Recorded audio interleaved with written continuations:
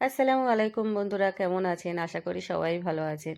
আজকের আমি কাতলা মাছের পেটি কষা রান্না করব। চলুন শুরু করা যাক। কিছুটা তেল দিয়ে দিলাম।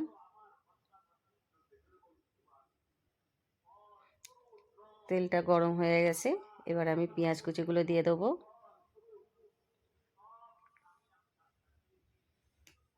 পেঁয়াজ কুচিটা লাল করতে হবে।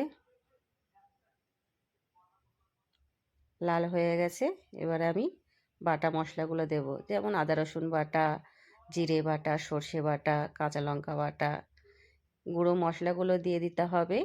হলুদ গুঁড়ো, লঙ্কার গুঁড়ো, জিরে গুঁড়ো, এগুলো দিয়ে দিচ্ছি। লবণ, একটু পানি দিয়ে কষাতে হবে।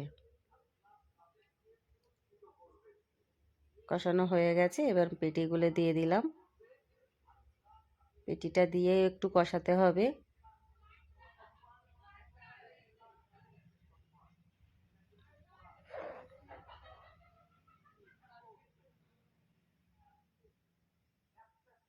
দেখুন কষানো হয়ে গেছে। এবার একটু পানি দিয়ে দেবো।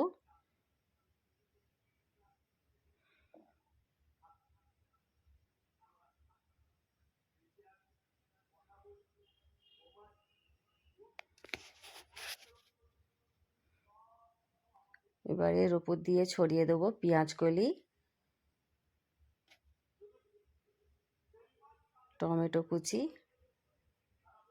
দিয়ে কিছুক্ষণ রান্না করব।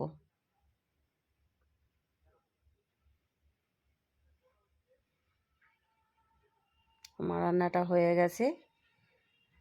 সবার শেষে ধনিয়া পাতা দিয়ে নামাতে হবে। হয়ে গেল আমার রান্না।